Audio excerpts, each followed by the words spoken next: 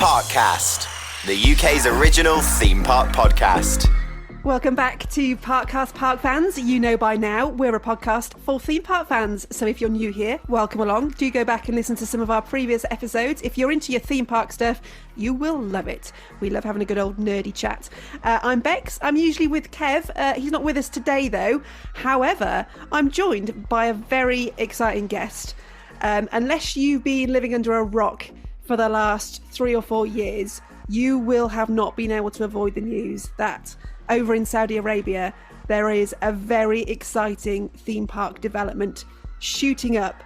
A development that I think when it was announced, a lot of us enthusiasts thought that's never going to happen. It's not going to work. That roller coaster is not going to get built. And then a couple of weeks ago, we saw it, didn't we? Could we believe it? I am, of course, talking about Six Flags Qiddiya, and I am delighted that Neil from the park, the Vice President of Operations at Six Flags Qiddiya, is with me on Parkcast today. Neil, thank you so much for coming along. Hey, thanks for having me, guys. It's great to talk about the park, and it's such an exciting project for us. I mean, I said in that intro that there were a lot of us enthusiasts who were skeptical about it. I'm sure you saw that skepticism as well. It must be amazing for you to be over there now and be able to go, look, guys, we did it. You know, it's funny. I've just passed my 4-year anniversary when I joined this project, and we started to look at the ride package. And I looked at it and went, oh, this is crazy. This is absolutely insane. I need to be part of this. And you know, of course, when you're pushing boundaries, a little bit of skepticism around, and you know, we read all the online comments, but you know, it's happening, right? We've coaster track is installed, rides are testing, stuff is happening on site, so it's super exciting. I mean, as enthusiasts, I think we were skeptics because, I mean, we always are whenever parks are doing it. That's the role of us as roller coaster enthusiasts. Go, that's not going to work because we obviously know better than you guys. But I also think it's amazing that it has worked. This is the next level that roller coasters are going to. This is Intamin pushing all their boundaries. I think it's going to have an amazing knock-on effect for parks, not just around the world, but particularly in the UK as well. But we will get on to all of that. Before we do, I just thought I wanted to know a little bit more about you, because when I found out it was a British guy who was kind of working on this project over in Saudi, I was like, how has he managed that? How has he got himself in that position? But you've been a bit of a theme park veteran over here in the UK for a long time before that. How did you kind of start out? Do you know, I think I've got a pretty similar story to a lot of people in this industry. My parents told me I had to get a summer job. They bought me a car and some car insurance and told me if I wanted to have fuel in it, I better get a summer job. And I looked and went, it's not what summer's for when I was 17. Boring. Right. So I looked around and my parents kept telling me I needed to get a job. So I saw an advertisement and I went to work at Camelot Theme Park, which is closed now, but I'm sure lots of you guys will. Oh, yeah. Many good memories of that park. Yeah. And I thought, you know what, it's got to be good to have summer working on the rides, right? Maybe this is going to be interesting. And hey, if not, I'll never come back. And I went and I had the most fantastic time. And I had such a fantastic time that I stayed for 7 years and they kept promoting me. And I had a great team, and we had a great sort of relationship across the park. It was more like living a lifestyle than summer with an extended family than a job, which was just as well because nobody got paid very well, but we were all very happy. And I kind of stuck with it and thought, well, this is interesting. And I worked my way up, and I was kind of just fascinated in how did parks run and how did we deal with guests. And I was studying for IT. My bachelor's degree was IT. And suddenly I would leave the park and go, oh, I can't really go and sit in an office now. This isn't what I want to do all day. So long story short there, but I got involved with the relocation of a ride, a famous coaster that you guys are probably aware of, when we brought the Schwarzkopf, the Nightmare ride to Camelot from Japan. And I'd never done a ride project before. I'd never been involved with anything like that. I'd worked on rides and I'd been a team leader and a supervisor. And I got involved and we opened that ride. And again, lots of skepticism when that was coming around. And this was 2007 and people were on internet forums going, they're never going to relocate this ride. And we did, and it opened late and we had some challenges. But it was a fantastic roller coaster and a great addition for the park, and allowed me to be involved in projects and new things. And I thought this was so interesting that I just couldn't go and get a job in IT when I graduated. So we had a general manager in the park who was fantastic. Was also an industry veteran who I learned so much from. And she said, "What did I want to do?" And I said, "I wasn't really sure, but I enjoyed working in parks." And she said, "Well, if you enjoy working in parks, you should do that." And I said, "Nobody makes a career out of working in theme parks. You're crazy." And she went, "Well, I have, so why can't you?" So I did. I went back to study for my master's degree, which I published in guest service in theme parks and service failure and recovery because I was fascinated by how did we deal with complaints and how did we manage guests. So I published that, and from there I went to work at Blackpool Pleasure Beach for the Thompson family, and Amanda and Nick were fantastic in letting me be involved in projects and across the business at a real time of change as well. We just launched Nickelodeon Land. I got stuck into Wallace and Gromit. We worked on food and beverage, and that, as you guys know, the place runs at 1,000 miles an hour, and I had a Yeah. great time there with a great family, and I still have great relationships with them, and it's a park that'll always be special to me. And I probably would have never have left, but someone called me in November. It was, I don't know, -5 degrees in Blackpool and raining, and said, "Did I want to go to Dubai?" And I looked out the window and went, "Oh, I bet Dubai's got better weather." And then they told me I could have a swimming pool at my apartment. What? So that was it. So I was told, take me to Dubai, and I can do a year in Dubai. That was nearly 11 years ago. I moved to the Middle East, and I've kind of been there since. And I've been lucky to be involved in some really great projects. We opened IMG Worlds of Adventure, which is a 1.5 million square feet indoor park in Dubai. And we had a great time doing that, working with the team at Marvel and Disney and Cartoon Network and developing some in-house IP. And it was really someone kind of just handed me the keys and said, "Take care of operations." And I'd done lots of operations and stuff before, but I'd never opened an entire park. And they trusted me with it. And again, a great team, great family, two very visionary owners, Ilyas and Mustafa Galadari. And we opened the park on time, on budget, with everything open on day one. And it was a fantastic experience. I was supported by a great team, and it's a really impressive product. And I still go back today, and it still looks like a fantastic product. The quality still shines through.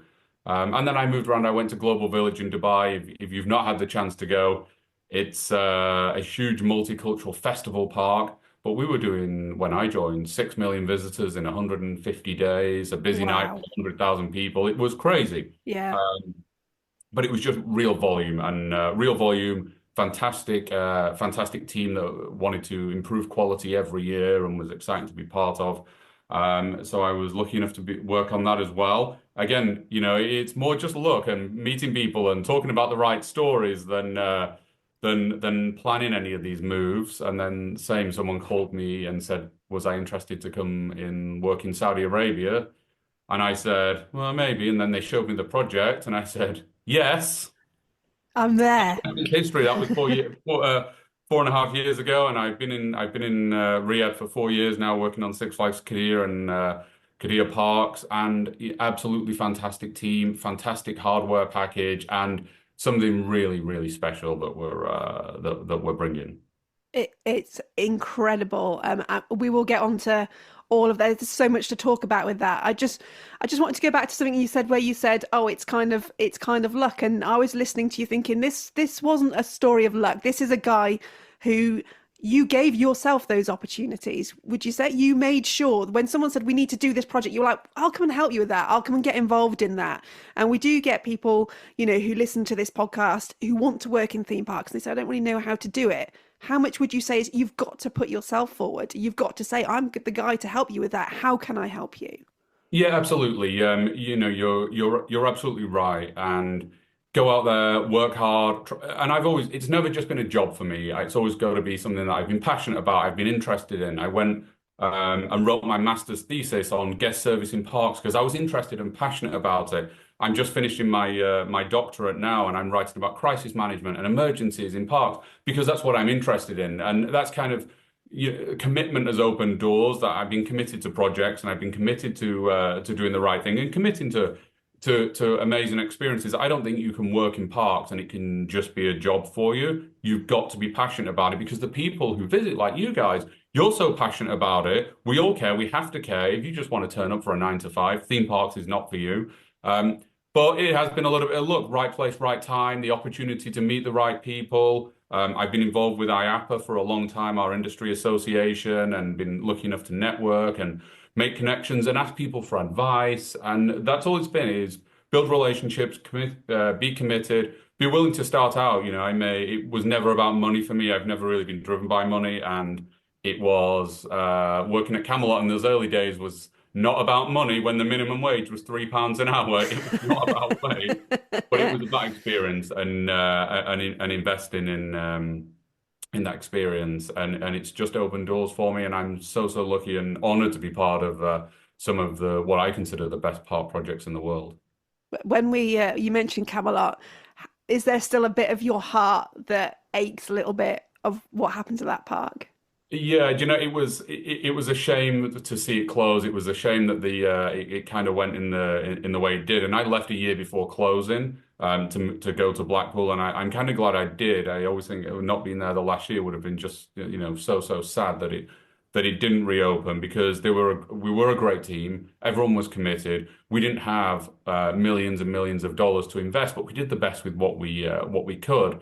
And when I look back at some of the photos and the stories, and we put on great entertainment. We had a good ride collection, and it was a fantastic family park. And I think the industry is a little bit sadder for its loss. I always remember the jousting shows that you did there were just incredible. There's nowhere else like that in the UK doing anything on that level. I used to work for a radio station in Staffordshire, and every year we used to work with you guys, and we'd do a listener trip up there with a big bus full of listeners who'd all won tickets to go, and we'd take them on a day out up there. And we got so much excitement from them about the fact they were going to Camelot. It was a really magical park, and even though it was a small park, people really held it in high regard, and they loved it, and they loved their days there. And I think a lot of my learnings come from that as well. We didn't have huge investments, but we had quality entertainment. We had staff who cared, who gave who gave great guest service. We had a team who were looking after those staff. Our general manager used to say, and it's become a little bit of a motto of mine now, is my only job is to look after my team, to make sure they've got the tools to do their job, to go out and to serve the guests, because that's what we're all here for. And a lot of those learnings, right, when we look at the early 2000s of what the theme park product was, it's not necessarily it wasn't the most advanced. We didn't have the latest rides, but being able to provide a fantastic experience, despite of all that, was something pretty special. yeah. There's always, I think they have finally closed it off now. But whenever I saw some of those YouTube videos of people who are sort of urban exploring it, as fascinating as it is, I get the little sort of knife through the heart of, oh God, that was a theme park, and people were having like the times of their lives there, and now you just see it in the state that it's in, and it's always heartbreaking as a park fan to see any park go like that. But I don't know, there was something about that one that always hit a little bit harder, and I think because we'd still go up to Blackpool, and every time you drive up the M6 you'd look across to the left and you'd see Nightmare sort of still stood there for years afterwards. It has gone now, but it was always that, oh, what could have been if things had just gone slightly differently for that park. Yeah, absolutely. And I've never been back, and I don't think I could go back as you see these videos on YouTube, it would ruin it a little bit too much. But I was lucky enough to go to Skyline Park a few years ago, and to see the Whirlwind, that was our Mauazona spinning coaster that got relocated there. So it's a little bit of a connection. Actually, it was the first ride I worked on. So All right. but I got a couple of pictures of that of me on the platform. They wouldn't let me have a go. They wouldn't let me operate. My lack of German language skills would have not have been suitable. You're like, guys, I can do this with my eyes closed. It's easy. I made this ride. It must have been a bit of a baptism of fire, though, going from there into Blackpool Pleasure Beach. Was Blackpool just like on a different level? Like you mentioned Amanda and Nick, and we all know, Amanda is a formidable woman. I am a big fan of Amanda Thompson, because I love what she's done for women in the theme park industry. But it must have been a big leap going between those two parks. Yeah, absolutely. And it was, Blackpool's on a whole other scale, right? It's a worldwide, it's a worldwide brand, which Camelot was not. It's got a huge reputation, and rightly so, because the product, the lineup, the way they deliver, and the and the team, absolutely fantastic. It was scale. I was lucky enough to work for some great people who just let me get involved and be involved, and because I was passionate and wanted to know more and wanted to learn, and I spent a lot of time with a lot of different departments, understanding how Blackpool worked and the history and why it comes together and the way it does. But absolutely fantastic time, and those relationships I've kept to this day. And would I go back tomorrow if it wasn't -5 in November? Absolutely. But great park, and I always try to visit. I keep in touch with the family. I lunched with Amanda not so long ago. We stay in touch via IAPA as well. Great park, great product, and some of the best rides in the UK. Absolutely, some of the best. I've got to ask you about this because we did a whole episode on weird theme park rumors that enthusiasts got themselves wrapped up about. And maybe you can give me the answer on this. I don't know. The most famous one that I could think of was the Blackpool project, which was the strata coaster Blackpool, which allegedly was going to go out into the sea, a bit like, Top Thrill Dragster, King the Cart, but at Blackpool. Did you ever hear that? And was there any concrete evidence in that? Or was that just enthusiasts tying themselves up in loops? No, I heard the same rumors as what you guys hear, but it was always rumor. It was the staff tying themselves up in loops as much as the enthusiasts. I don't think there was anyone who wouldn't want to do that, but it wasn't during my time there. Okay. It's still not quite put to bed then. I'm going to keep that one there. I'm going to ask everyone until I get to Amanda. I'm going to keep asking about that roller coaster. I'd love to know. Keep the dream alive. Yeah. Although now that we're building the tallest coaster in the world, I'm not sure I'm allowed to say that. It's going to have to go a little bit taller into that. I mean, it was always a fantastical project, I thought, to think you're going to have a coaster, going in towards the sea. I don't see how that's going to work. But yeah, if the fact that it'll have to be like 600 foot tall, that is I think it's not going to happen. Which brings us neatly on to Saudi. So I've mentioned on this podcast before, I'm actually moving to Saudi myself in a few weeks' time, which is exciting. And I have to thank you for your very convenient timing of opening Six Flags Qiddiya at around the same time that I'm arriving in country. It's like you knew that there was a massive roller coaster enthusiast coming, so appreciate that. But for you, you obviously mentioned you'd been in the Middle East. The Saudi project was kind of mooted to you. What was it that made you go, I have to go and do this? I think there was a couple of things. I think firstly, it was the project. When we look at what was going in and when they showed me the plans and we look at the ride hardware and we look at the overall product, right? It's not just about ride, but what we're doing in terms of entertainment. What are we doing in terms of theming and experience and design? That was the first thing. The second was being part of Vision 2030 and the way that Saudi is changing and evolving and developing towards Vision 2030 for His Royal Highness. Absolutely had to be part of that. And then the third was the people. When I met the people, the Saudi people are so hospitable, so welcoming. The culture is so different to what I'm used to, but so warm. And I thought this is a place I can spend time, both personally that I can live there, and absolutely and love living there, but teams that I can work with. And, you can train people in how to operate a ride or how to sell a ticket, but you can't really train someone to be nice to guests. That comes naturally to the Saudis. So absolutely knew that we were going to be set up for success. And are theme parks anything? I mean, obviously, as enthusiasts, it's not something that's been on our radar in Saudi before. Is this the first theme park in Saudi? Yes, the first true theme park in Saudi. There's rides and FECs and some smaller parks there, but this will be Saudi Arabia's first true theme park. And it's a whole new market as the kingdom's kind of unlocking entertainment and developing its entertainment offering, and lots of exciting projects happening in Saudi. We're definitely not the only one, but this is the first true theme park and some amazing hardware. And we're known for thrills, and I think that's because Six Flags in the US, we're known for those thrill rides, and that's kind of the product we are.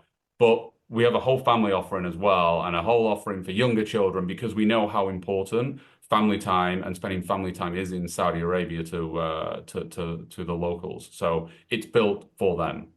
What's the kind of reaction that you're getting on the ground from the Saudis? Obviously, if this is the first theme park, it's the first time they've ever seen anything like that. What's the kind of gut feeling that you're getting from people as this is getting more and more real? You know, everybody's excited. Actually, I've had to stop wearing my Six Flags polo shirt to if I go to the supermarket or anywhere because my wife will say, "You've been gone 3 hours." Well, I got stopped like 25 times in the supermarket of people talking about the park.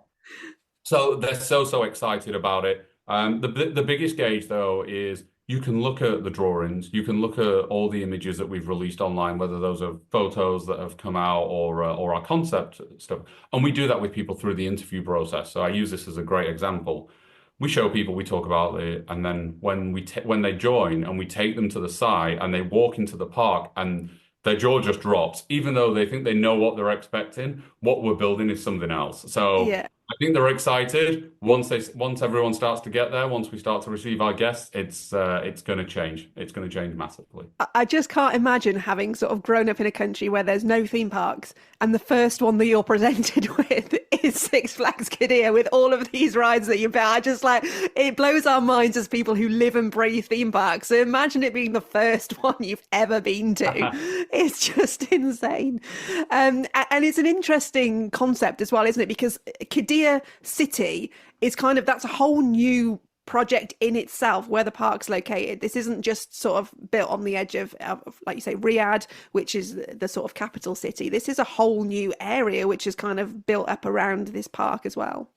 Yeah, absolutely. The development that's going on is absolutely outstanding, and they're committed to building a city for play. And this is where it's going to be. It's going to be at Qiddiya City. Of course, Six Flags and Aquarabia, we're two important parts of it, but we're just two parts of a huge plan that's having Formula One and performing arts centers and stadiums, and there's just so much more happening. And I'm so lucky to be part of it, as are all the team.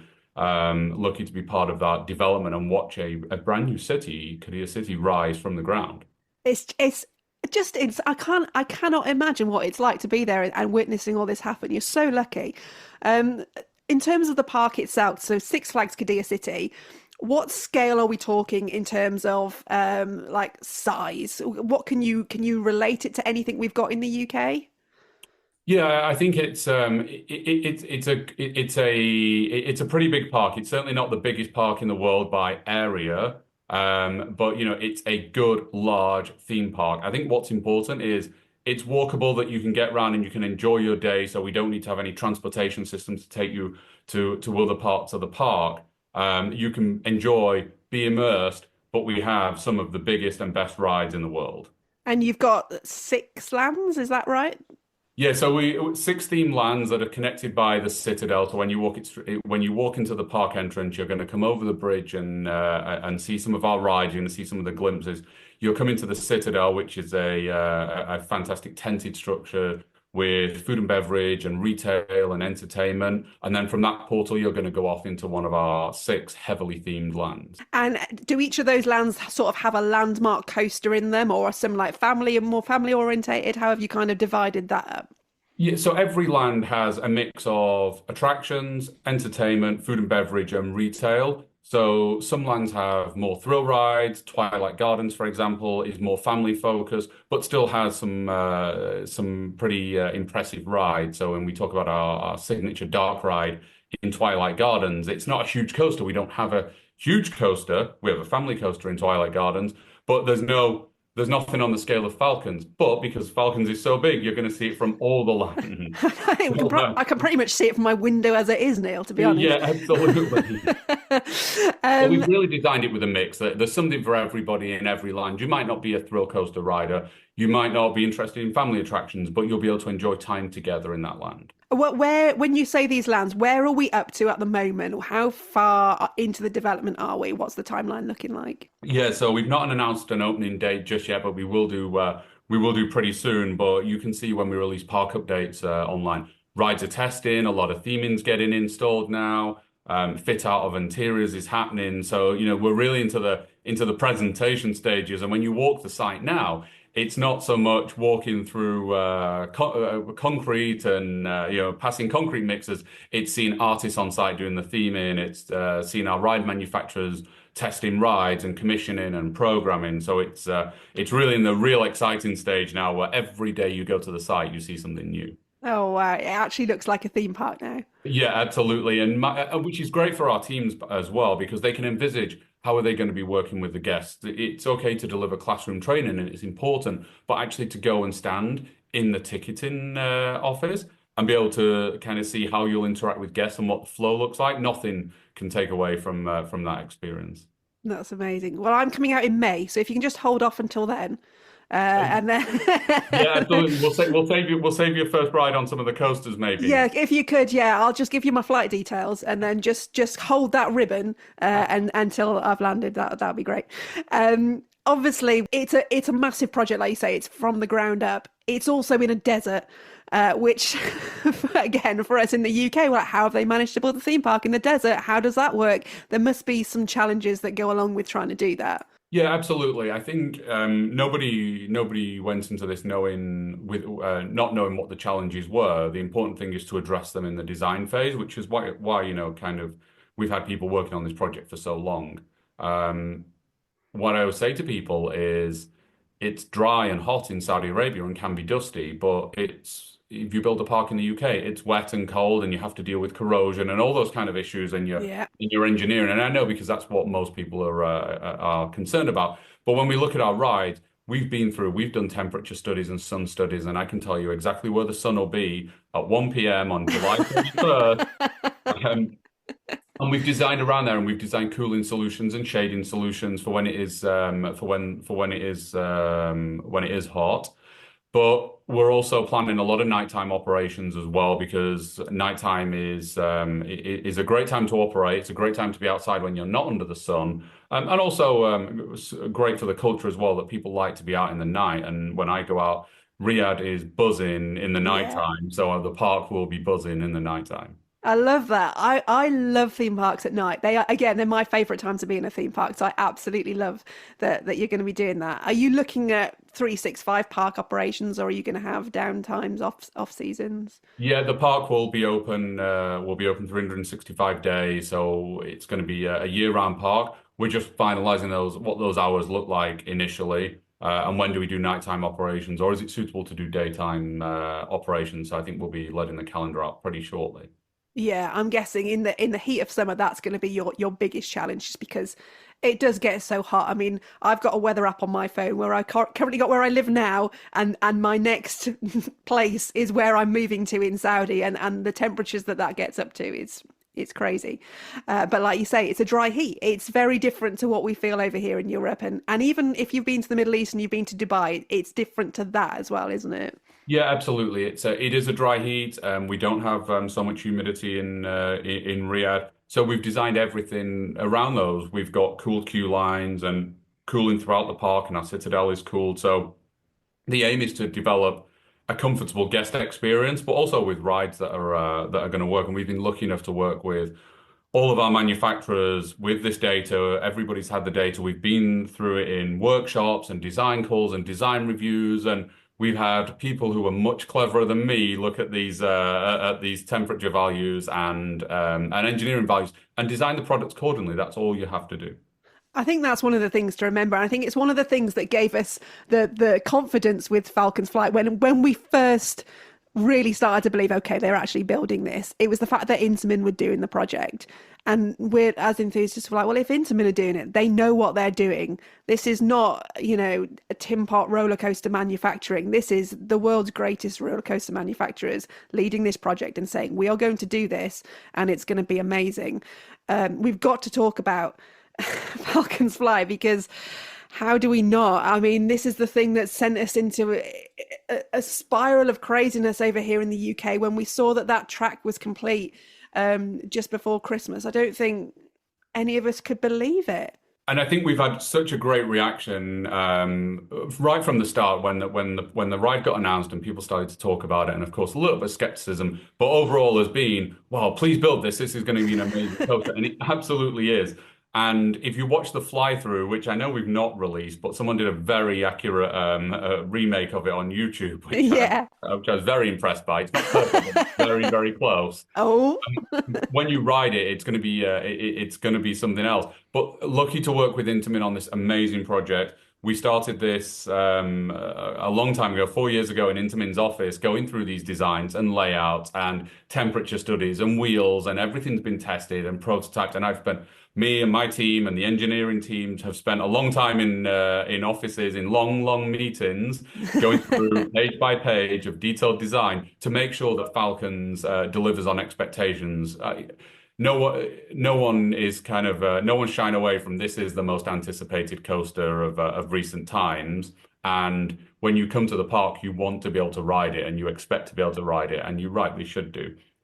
So we've spent as much time as we possibly can engineering Falcons to be an optimum experience. And lucky to work with Intamin, who have been a fantastic partner for us in this, a fantastic manufacturer.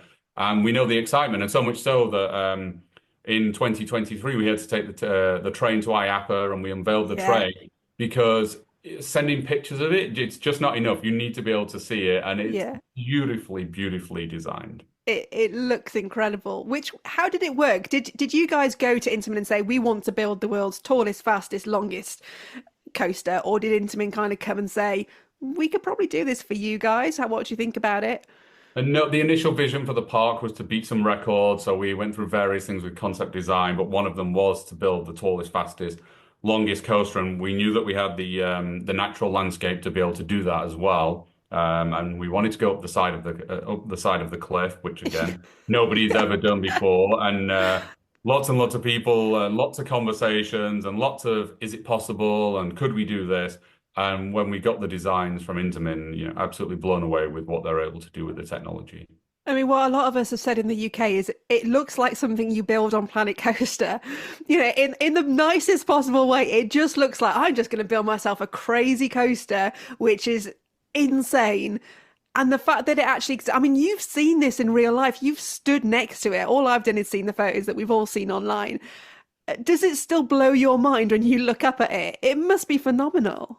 Yeah, the photos, when you see online, and I know we release some or some gets leaked, they don't do it justice. You can send all the photos. They don't do it justice until you stand next to it. When you stand at the side of the track, or when you stand in the park at the station and look out, it's so impressive. Do you know the one problem that we honestly have, or that I think we have, is we've made all of our other rides look small. We've got some other great coasters, and if you put those coasters in a park on their own, they look humongous. But our wooden coaster from GCI looks like a children's coaster. It's not. It's actually going to be the most intense coaster that GCI have ever done in terms of negative G. But it looks tiny at the side of Falcons. Yeah, I mean, it's a nice problem to have, but yeah, I can see how it's done that. We talked about this a couple of episodes ago. Now that Thorpe Parker put Hyperia in, that Stealth looks like a miniature coaster. I can fully imagine how Falcons Fly has done that for you, because I mean, it's that picture that you released. I think it was the day the final piece of track went in, which was a piece in front of the cliff, and that drop was kind of seen for the first time in real life. And I think we all took a sharp intake of breath and thought, this is actually happening. And as you do as an enthusiast, you start to picture yourself on the train and you think, what's it going to feel like going over the edge of that cliff when that's not the start of the ride? You've already built up all this speed behind you until you get to that point, and then you're going down this, and then into the tunnel with all the light. I mean, I know you must get this all the time, but for us as enthusiasts, it is mind-blowing what you've managed to achieve out there. It's so exciting. I wish we had something like this in the UK that we could get as excited about, but at the moment we don't. But it's just phenomenal. It really, really is. I am so excited to get out there and ride it. And I guess you are as well. I guess you stand in the park every day looking up at it and go, I cannot wait to get on one of those trains. Yeah, absolutely. And I've stood at the top of the cliff and looked down at the track. And I've had the feeling of, and I'm not even sat on the train. We're not even moving. So if you can do that just stood at the top of the cliff, then I can't wait to get on the to get on the train and to be able to ride it. There's lots of debate from our team, from a lot of people across our parks team on who's going to ride it and who's not going to ride it and who wants to be first and who will be in the first day of testing, and then people who go, no, I don't want to ride it, it's just too much. Oh, really? And that's also fine, right? No, it's not for everybody. I think a lot of our teams, they'll enjoy it just as much by standing watching us all on it or watching friends and family on it. But it's so exciting. I cannot wait to ride it. The question is, are you going to go for the front row or the back row? Front row. First ride, front row. You've got some like little windshields and stuff, haven't you?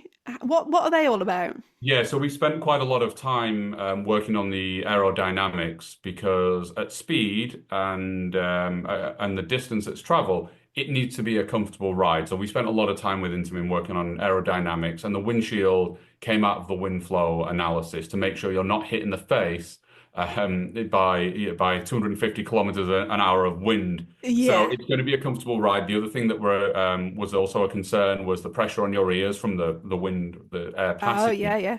So the windshield design came out of there, and it's been tested in computer simulations. It's been done in wind tunnels. So we're pretty confident on having a comfortable ride. And we also wanted a ride where you didn't need to wear safety goggles, and the windshield needed to support that. So no safety goggles on the ride. I mean, I'm eternally grateful for that. That I'm not going to have some sort of on-ride photo with me looking like an absolute idiot in goggles. So thank you for that. I appreciate it. And I thank you for everyone else who doesn't want to wear safety goggles because they're ludicrous. And hopefully this means that now that this technology has been developed, we'll see more coasters installing it in the future as well, which will be lovely. We can't say any more about Falcon's Flight, really. It's one of those ones that we've got to get out and ride. I'm so glad that you've managed to pull it off, and that those designs weren't just pie in the sky. I think like I said, I think it's going to pave the way for innovation in the roller coaster industry. I think it's just phenomenal. I literally cannot wait. But as you mentioned, it's not just all about that ride. It's not a one ride park. I mean, again, for us as enthusiasts, if we heard of a park that was building this many coasters in 1 year, we're just like, what? How is this possible? How are you doing this, guys? So you've got a GCI Woody going in. What else can we look forward to? So I think the next one that's super exciting is our I Am Rattler, the tilt coaster from Vekoma. Yeah. That's coming. We've been having a bit of a debate who was going to open first, because there's been quite a few different projects on the horizon. So I have to wait and see whether we're going to beat our partners at Cedar Fair at Cedar Point to the opening first. But to take that technology, right, and we know it's obviously not the first tilt coaster that Vekoma have built one before, but it's been completely redesigned to take that technology as a really unique experience. And then to put it into a coaster layout is something that's pretty exciting. And this is the one of the probably undersung rides, because you look at the pictures and people see it online, and the tilt and the drop. Yeah, absolutely. That's going to be a really thrilling experience. But when you look at the rest of the layout, I think it's probably going to be one of the highest rated coasters in the world when you look at what we've put into that layout. Wow, that's a bold claim. Again, look at working with our friends at Vekoma. It wasn't just about the tilt and have everything over. 5 inversions. There's 2 0G rolls in it. So it's going to be a fantastic layout. And it probably a relatively small footprint, but we were cautious of not wasting time just to waste time and just to spread the ride out. I think it's going to be fast. I think it's going to be impactful, and I think you will rate it in your top 10. See, this is the one ride that I might not go on. I have, as a coaster enthusiast, I've said it before, I hate heights. So as much as I can enjoy heights whilst I'm riding a roller coaster, the thought of being held on a tilt, looking at the ground, it just scares me a little bit. It's fine to be scared as a coaster enthusiast of roller coasters, right? That's acceptable. Absolutely. I genuinely don't know. We'll ride it together. Will you hold my hand? I will. But it's funny you say that, because people always ask me about what will I ride and will I ride everything. I say yes, I will ride everything. We don't have a teacups, but if we had one, I would not ride the teacup. And actually, When we go back to that story at Camelot, the initiation for a new team leader at Camelot was 5.5 minutes on the teacup ride. Oh no. Doesn't sound like a long time, but it absolutely is. And I've never ridden a teacup since, and I never will. But it's the only ride in a park that I will not go on.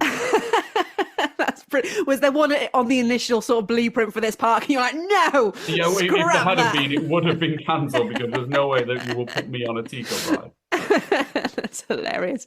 Okay, so we've got the tilt coaster, we've got the Woody, we've got Falcon's Flight. What else? Yeah, so we've also got some family coasters. So we've done a suspended family coaster with Vekoma. We've got the Twilight Express in Twilight Gardens. That's also our Vekoma family coaster. But I think another one that we're pretty excited by is Sea Stallion, the Mauer Ride Spike Coaster. Yep. So interactive, looks a great showpiece. It's right near our front entrance and interacts with our log flume ride that's going to be sat straight next to it. So it's another one that's a little bit different. You don't necessarily need to be in for speed or thrill, but you can ride together. The vehicle is interactive. Obviously, they've been done elsewhere, and we've seen them before. But I think this one is a great layout, and the way that it crosses through the mountain of our log flume and then over the final drop is going to add something a little bit unique. I love that. Love interacting rides as well. I think that's great. And what is this, a traditional log flume that you're putting in? It is, yes. We're working with Wow. Whitewater on a log flume, which, I think parks have not really done, or I don't know many people that have opened new log flumes No. in recent years. But I truly believe it's an evergreen. It's an evergreen ride. You can enjoy it together. It's suitable for all the family. It's a great showpiece. It's absolutely suitable for when the weather's hot in Saudi Arabia that we can have a water ride. And I think, as the first time that theme parks really come to Saudi Arabia, having those kind of evergreen traditional rides is really, really, really important. Yeah, like you say, yeah, for people in Saudi, they won't have ever ridden a log flume before. I No. love a log flume. I'm so glad that you're still building a new log flume. That's amazing. Yeah, And we a need great more. and a great layout, interactive, and you'll see it at the entrance. One of the first things when you walk into the park and you come into our into base camp across our entry bridge, you'll see our log flume, and you'll be able to stand on the bridge watching that drop. Have you got any more water rides? We talk about the heat in Saudi. We do. Our other water ride, Sawmill Falls, is the Mac water coaster. So we've been working with our friends at Mac Rides to deliver that as well. So a little bit more thrill. Very similar layout to Europa Park, to the model there. We think it was a great layout. So that's also an important offering. Even when you're just talking through these manufacturers, it's like you've got Intamin, Vekoma, Mack, Maurer, all going into this park at the same time. It's honestly, it is like Planet Coaster in real life. It's absolute insanity. What's your favourite part of the park at them as you're walking through it? What do you think this is going to be the bit that people are like, wow, that's amazing? I think when you arrive when you come across our entry bridge and you see Falcons crossing over the top of you and coming underneath against the Formula One track and racing the Formula One cars, that's an amazing showpiece, right? To be able to just stand there and just to take that in, absolutely fantastic.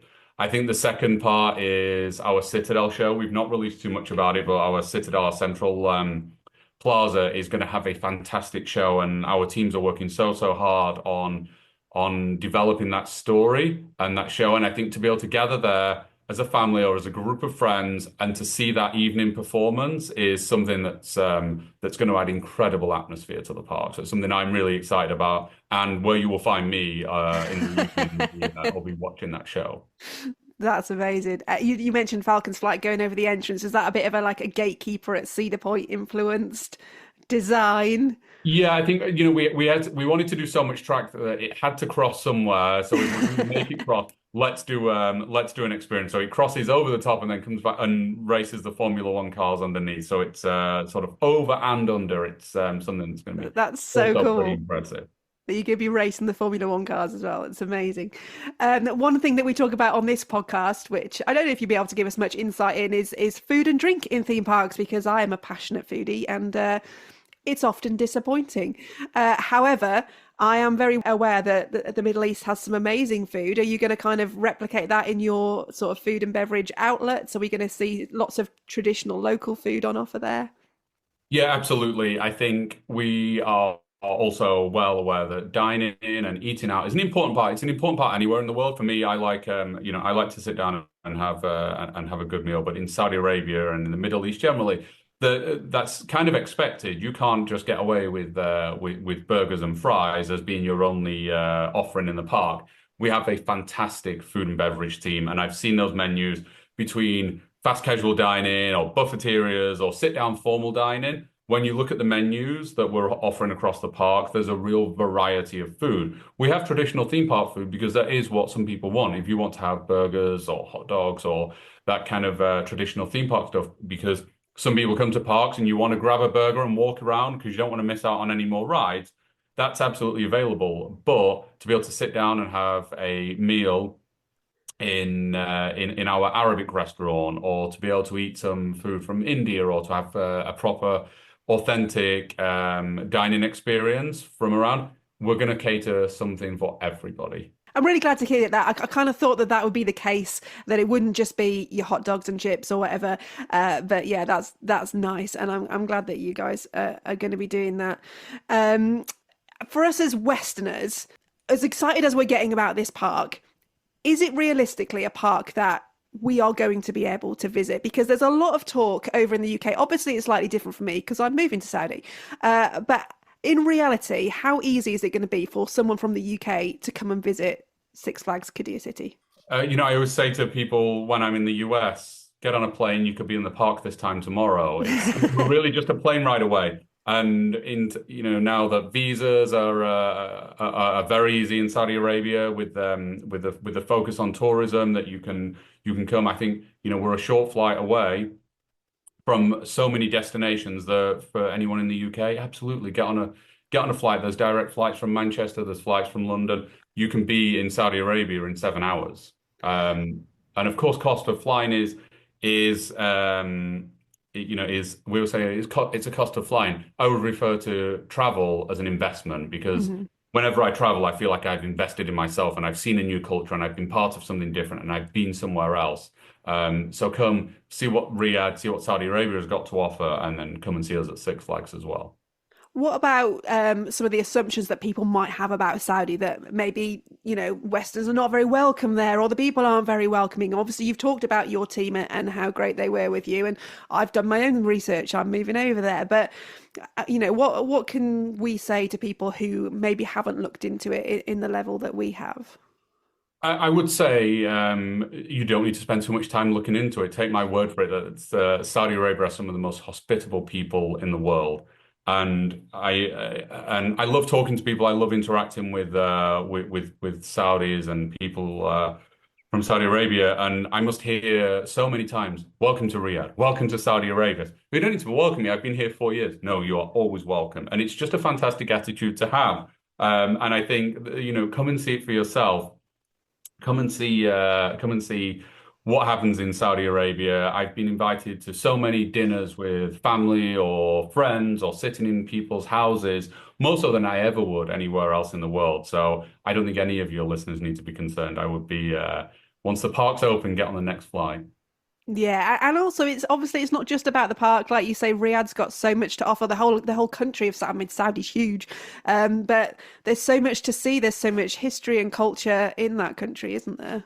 Yeah, and there's, I always say to people, make a trip to Saudi Arabia, go to some of the cities, go to some of the destinations, go and visit Jeddah, go to Taif, go to Al Ula, come to Riyadh. And whilst you're on that trip of seeing a fantastic country, spend a day with us at Six Flags and a day with us at Aqua Arabia. Just a day? There's no way we're just doing a day. You're talking to coaster nerds here, Neil. Come for a week. Come for a week. We'll do that. Are you going to do annual passes, by the way? I just need to get that boxed off. Yeah, absolutely. So we're looking at what our product offering looks like, but annual passes and repeat visitation will be an important thing for us. Yeah, you can put me down for one of those. You'll get sick of seeing me. You'll be looking out your office window. You'll be like, "Oh, it's that girl from the podcast again. She's here again." But yeah, I honestly can't wait. I think it's amazing. Like we've said, the Falcon's flight is incredible, but the whole park and what you've done is amazing. I think Saudi is an incredible place to go and visit. It's exciting me that I'm going to go and live there. Is this the end for theme parks in Saudi? Do you think there's going to be more to come? What's the future looking like in terms of the themed entertainment industry in Saudi? I think there's a lot more to come, and I think you'll see lots more announcements soon. And Qiddiya have already made some in terms of what they're planning to do next, and parks that are coming in the future. But I think whether it's part of Qiddiya or it's part of other attractions in Saudi, this is really, really just the beginning. This is, Park 1, early days, lots more to come. And lots and lots to be excited about. I don't know if anyone's going to build a Falcon's Flight 2 and go bigger or faster, but there's so much vision, so much ambition to be able to do these entertainment projects. What about for you? What do the next few years look like for you?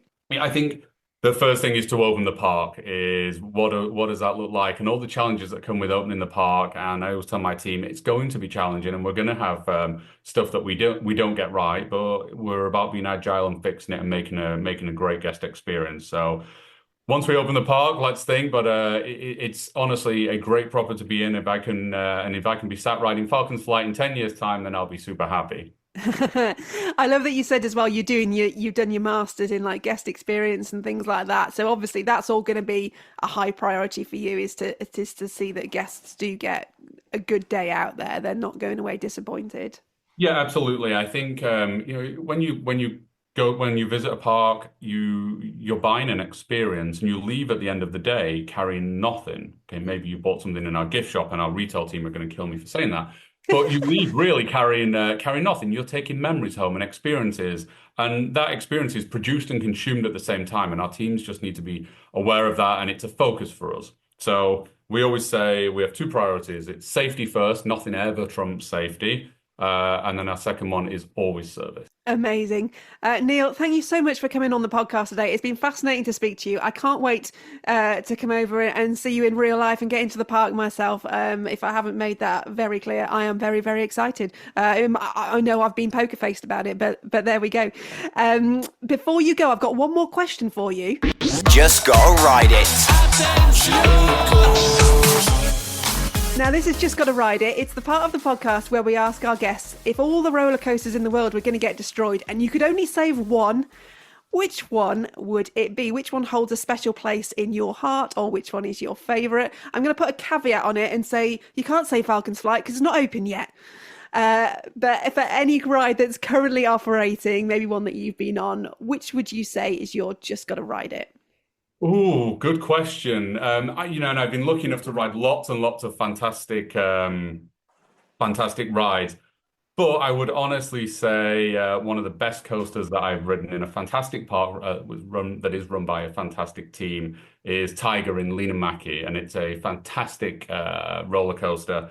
I know the team very well, and I've been lucky enough to spend quite a lot of time with them, and the story of how they developed that coaster and going around the world to ride some of the world's best coasters and take elements from it makes it a really, really, really impressive ride experience, and one that would definitely be worth saving.